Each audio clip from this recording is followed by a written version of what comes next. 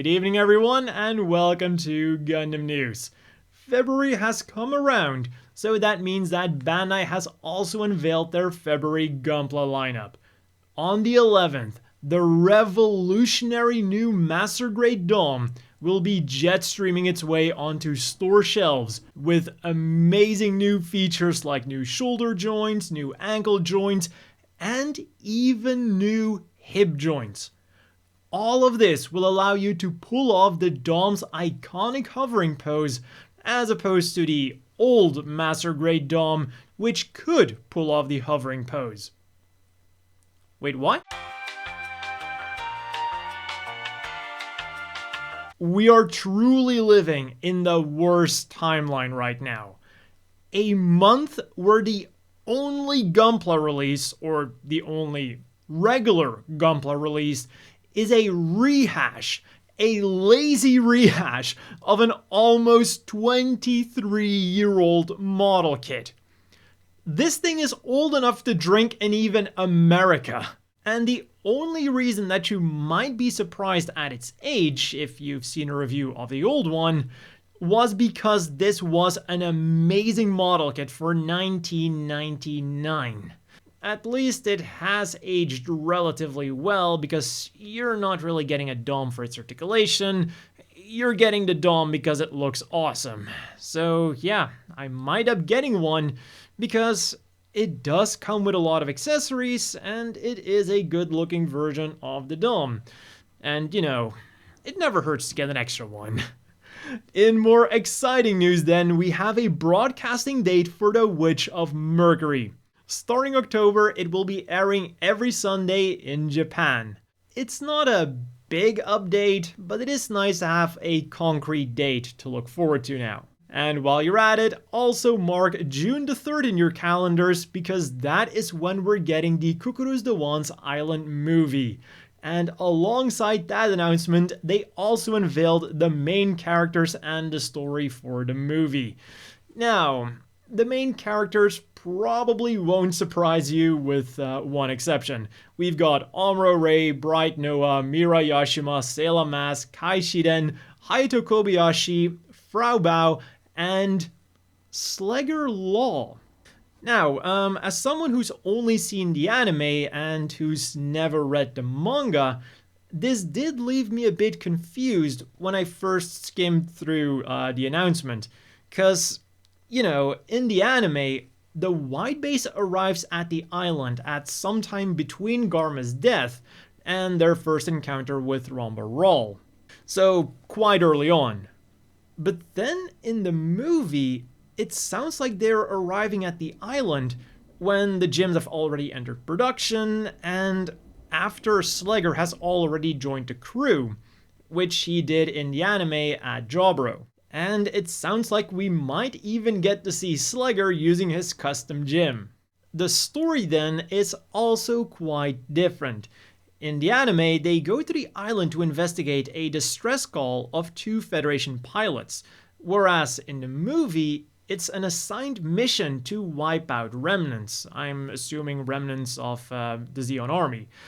And then another interesting difference is that in the anime, only the core fighter gets stolen, but apparently in the movie, the entire Gundam is going to get yoinked. So I guess they took some inspiration from more modern Gundam series. So it's definitely going to be interesting to see all of the differences between the old anime episode and the new movie. According to Yoshikazu Yasuhiko himself, Mobile Suit Gundam is about ordinary people helping each other fighting improbable odds and living through a ruthless fate.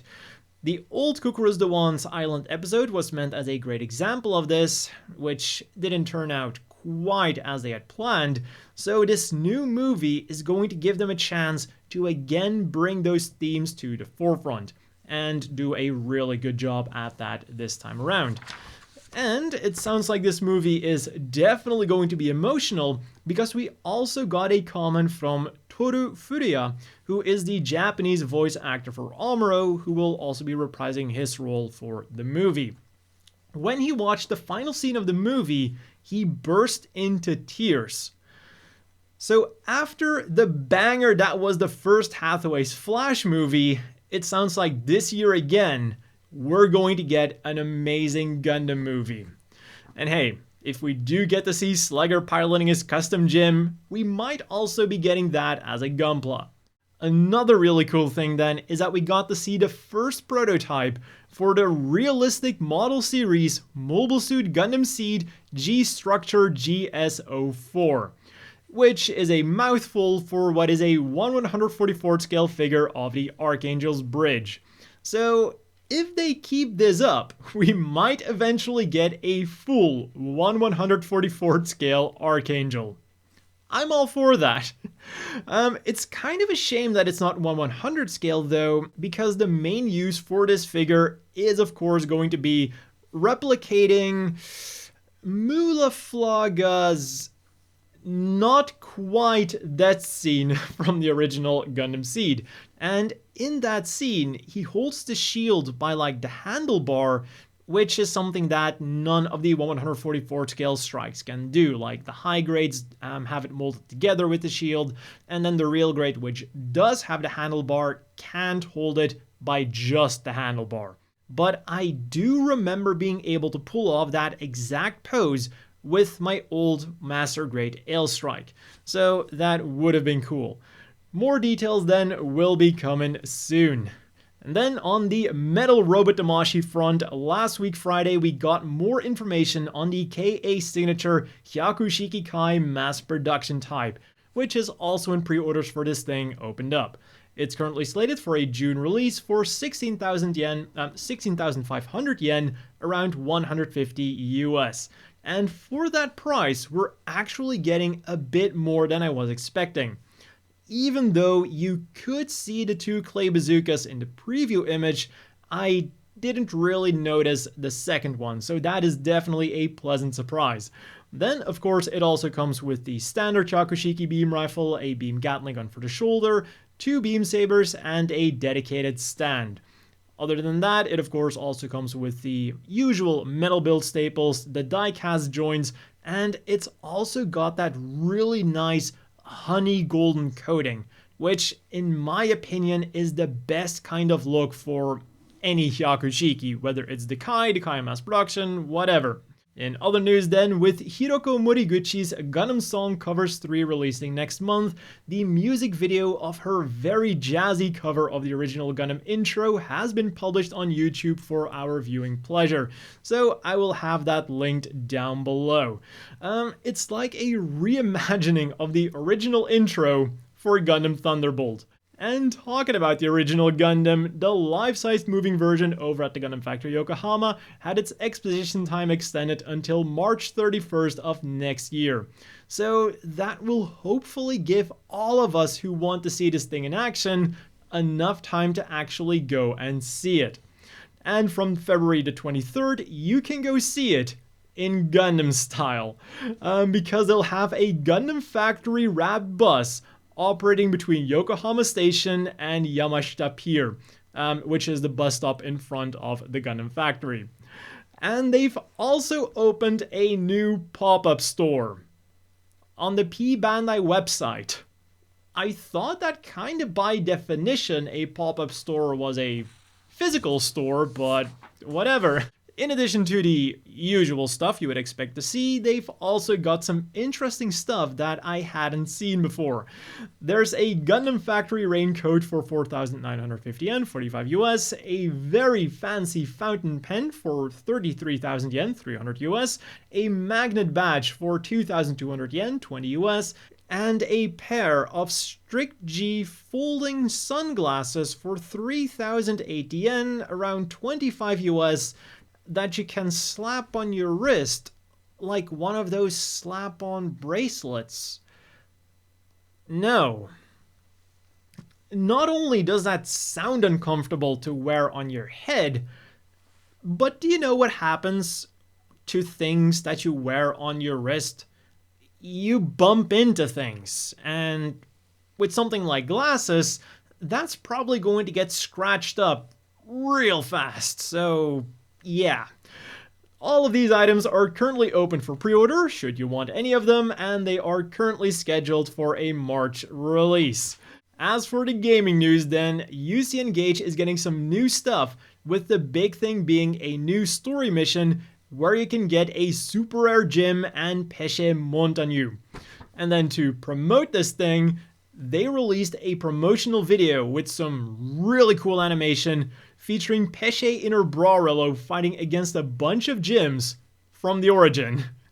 If you want to check it out for yourself, I will have it linked down below, but be warned, it is region locked. So you're going to need something like NordVPN. And if you use the link down below or the code KKRT, not only will you be getting a sweet VPN with a sweet discount, but you'll also be supporting the channel. The other UC Engage things then that we're getting are an event gacha featuring Amuro Ray and the G3 Gundam and a limited bonus battle event. Then Super Robot Wars 30th is currently on sale on both the Nintendo eShop and the PlayStation Store.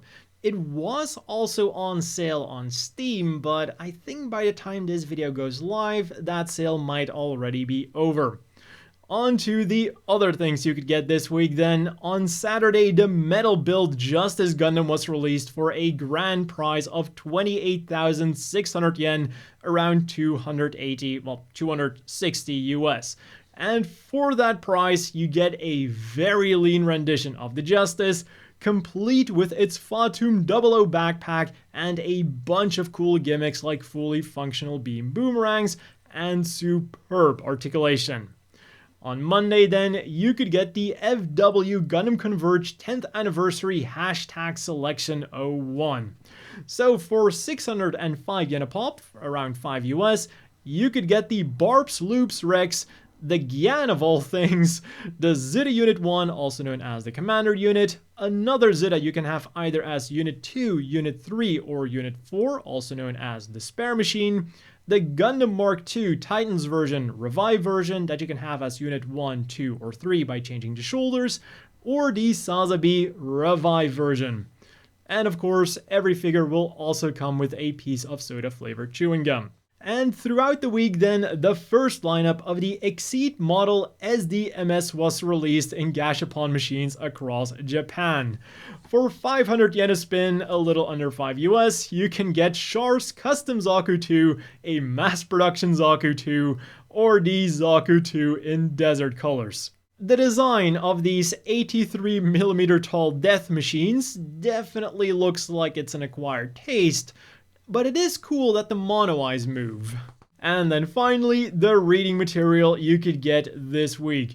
There is the Big Comic Superior, which has that mass-produced Gundam Mark II from Thunderbolt on the cover that I've been hearing about, and the Weekly Mobile Suit Bible, this time featuring the Dragon Gundam. And with that, it is already time to have a look at this week's Gundam apparel. Bankure might have been somewhat absent last week, but they're definitely back in full force this week. And we're opening up with 3 new collections that opened up for reservation on Friday.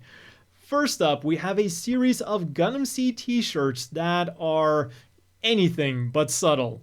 For 4,400 yen, around 40 US, you can get a t-shirt with the Ailstrike Gundam, Freedom Gundam, Aegis Gundam, or Justice Gundam. And then from the same lineup, we also get these Unicorn t-shirts for the same price. They're available in Unicorn mode, Destroy mode with red Psycho frame, and Destroy mode with green Psycho frame. And then finally, there's also some items from Bonds of the Battlefield 2, with everything available in 2 flavors. Federation or Xeon. For 5,500 yen, 50 US, you can get a uniform style t-shirt. For 1,760 yen, 15 US, a towel. And for 2,200 yen, 20 US, a dog tag necklace that has room for your name, date of birth, and blood type. And all of these aforementioned items are currently slated for a March release. And then there was also a 4th collection that opened up for reservation on Wednesday.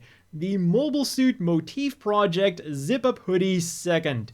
This time featuring the Zeta Gundam, Hyaku Shiki, Cubile, Gundam F91, Wing Gundam, Xi Gundam, and Penelope.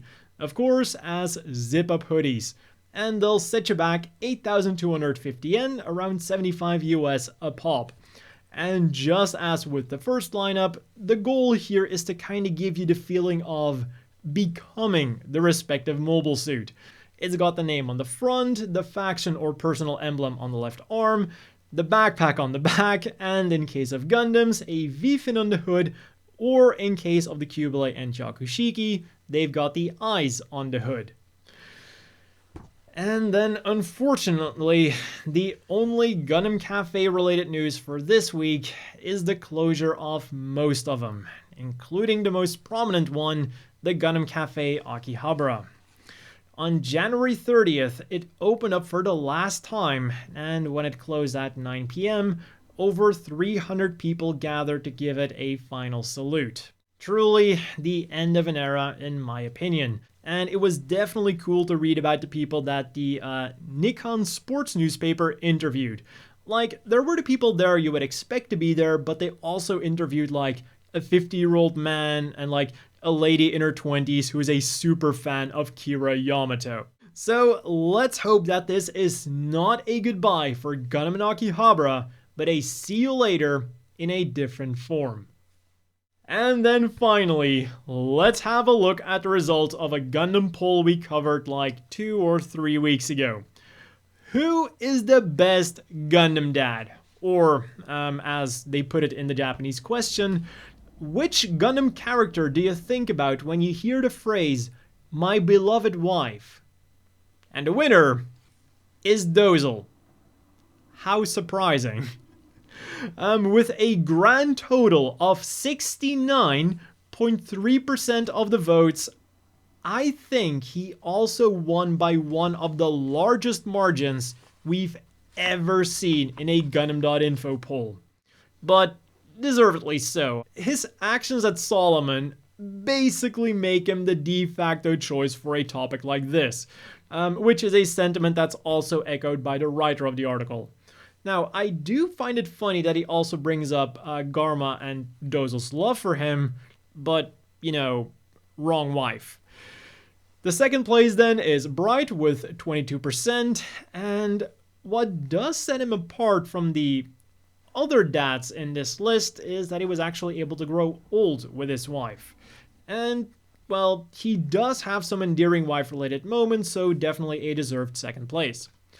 Third and fourth place then were kind of just there to fill up space. We've got Oliver from Victory Gundam with 4.4 and Hayato from OG, Zeta, and Double Zeta with 4.3%. Now then, what we didn't talk about when we covered this poll is why the 31st of January is My Beloved Wife Day. And this has to be one of the most contrived explanations I have ever seen. So, in Japanese, my beloved wife is Aisai. January is the first month, which then becomes 1, and when you write 1 with a Roman numeral, it becomes I. From eyesight. Then for the 31st, we revert back to Japanese.